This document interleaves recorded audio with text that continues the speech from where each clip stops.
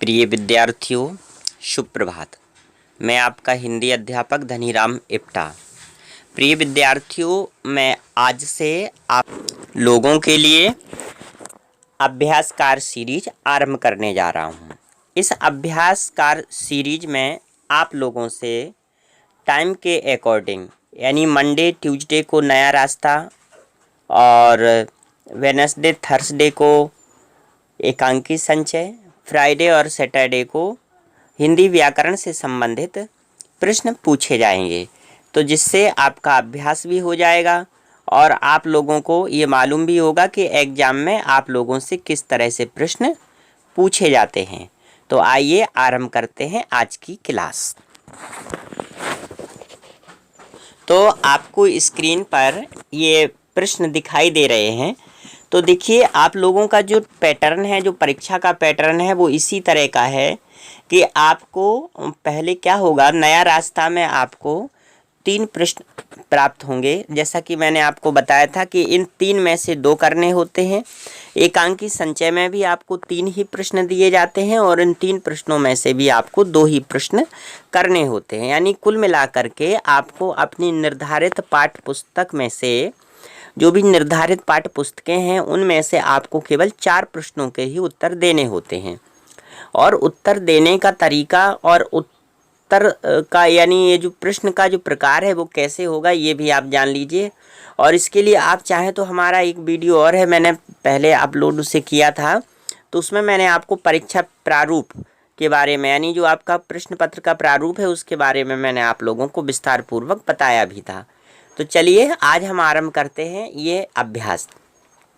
तो इसमें आप देख पा रहे होंगे कि ये प्रश्न पहला है और जिसमें लिखा हुआ है कि जीवन की दहलीज पर खड़ी नवयौवना नीलिमा दर्पण में अपना चेहरा निहार कर कुछ विस्मित सी मुस्कुरा रही थी। दर्पण में निहारने पर यौवन की लालिमा उसके चेहरे पर छा गई। अपना चेहरा वह अभी दर्पण में निहार ही रही थी कि इतने में उसकी सहेली मीनू ने पीछे से आकर उसकी आँखों पर अपने हाथ रख दिए। ये आपको इसमें क्या है कि मदद करने के तौर पर ये इतना दिया जाता है। हर प्रश्न में मदद करने के तौर पर कुछ लाइनें आपको क्यू वर्ड्स दे दिए जाते हैं, उनको आपको समझ के उत्तर लिखना पड़ता है। तो देखिए, केवल ये नहीं है कि आपको ये जो लाइनें दी हैं इन्हीं को आपको ज्यों का त्यों लिख देना है, नहीं, ये आपको केवल मदद करती हैं आपको थोड़ा सा याद दिलाने के लिए। तो चलिए अब हम पहला प्रश्न देखते हैं।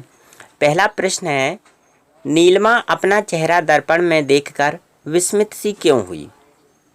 दूसरा प्रश्न है, मीनू ने आकर उसे क्या बताया। अपनी बात कहने के बाद मीनू के चेहरे पर बदलाव क्यों आया। उसका ध्यान हटाने के लिए नीलिमा ने क्या किया। और अंतिम प्रश्न है, मीनू ने नीलिमा की प्रशंसा करते हुए क्या कहा। तो पहले के जो 2 प्रश्न हैं ये 2-2 नंबर के हैं और बाद के जो 2 प्रश्न हैं आपके 3-3 नंबर के आपको हैं।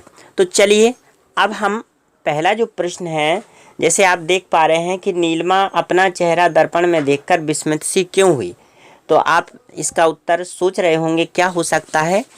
खैर, आप इसका उत्तर सोचते भी रहिएगा, लेकिन मैं आपकी मदद के लिए आप लोगों को इसके उत्तर भी बता दूंगा। तो चलिए हम लोग देख लेते हैं पहले प्रश्न का उत्तर। तो पहले प्रश्न का जो उत्तर है वो ये है कि नीलिमा अपना चेहरा दर्पण में देखकर विस्मित सी क्यों हुई। न यौवना नीलिमा सुंदर तो थी ही, दर्पण में निहारने पर यौवन की लालिमा उसके चेहरे पर छा गई। वह अपने को इतना सुंदर देखकर विस्मित सी हुई, क्योंकि वह अपने को इतना सुंदर नहीं समझती थी जितना कि दिखाई दे रही थी। अब प्रश्न दूसरा है, मीनू ने आकर उसे क्या बताया। अपनी बात कहने के बाद मीनू के चेहरे पर बदलाव क्यों आया। तो देखिए इसका उत्तर है कि मीनू बड़ी प्रसन्न दिखाई दे रही थी। नीलिमा ने उसकी प्रसन्नता का कारण पूछा तो उसने बताया कि मेरठ वालों को उसका फ़ोटो पसंद आया है, कल वे उसे देखने उसके घर आ रहे हैं।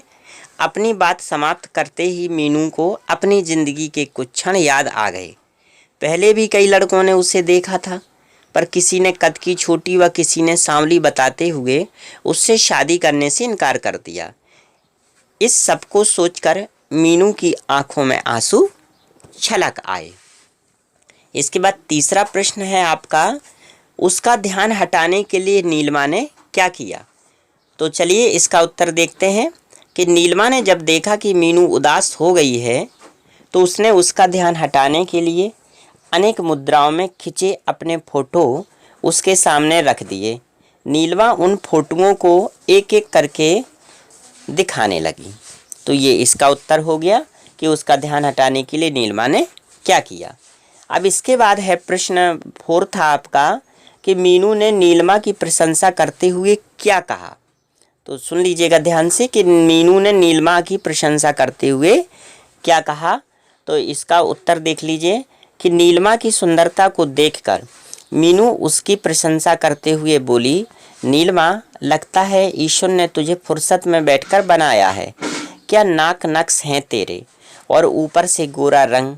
वाह, जो भी तुझसे विवाह करेगा वह वास्तव में बहुत भाग्यशाली होगा। तो आपने जान लिया कि आखिर जो है कि मीनू ने नीलिमा की प्रशंसा करते हुए क्या कहा। तो प्रिय विद्यार्थियों, आज हमने आपको बताया कि इस प्रकार से हम लोग आपका अभ्यास करवाएंगे। आपको आपके भाग से रिलेटेड, यानी भाग 1 पढ़ा है आपने, तो भाग 1 से रिलेटेड आप लोगों को एक प्रश्न दे दिया जाएगा। और कई बार ऐसा भी होगा कि हम आपको प्रश्न 2 या 3 भी दे सकते हैं अभ्यास के तौर पर, लेकिन ज़्यादातर आपको 1 या 2 ही प्रश्न मिलेंगे। तो पहले हम आपको प्रश्न देंगे, आप प्रश्न पढ़िएगा, समझिएगा। प्रश्न के बाद आप उसका उत्तर सोचेंगे और उसके बाद हम आपको उसका उत्तर भी बताएंगे। तो इस प्रकार से आपके जितने भी भाग हैं, मैंने अभी आप लोगों को भाग 1 से लेकर भाग 10 तक पढ़ाया है, तो मैं भाग 1 से लेकर भाग 10 तक के आपको पहले अभ्यासकार करा दूंगा। और एकांकी संचय में आपकी सभी एकांकी, जो भी एकांकी 1 यानी संस्कार भावना से लेकर के दीपदान तक भी मैं आपका अभ्यास करा दूंगा। और उसके बाद हम धीरे धीरे इस व्याकरण में भी आपका अभ्यास करवाएंगे। और आप लोगों को कुछ विलोम शब्द, पर्यायवाची, मुहावरे, ये भी हम आपको उपलब्ध कराएंगे, जिससे आपका ज्ञान बढ़े। तो आज के लिए बस इतना ही। मैं कल आप लोगों के लिए फिर एक नया वीडियो लेकर आऊँगा।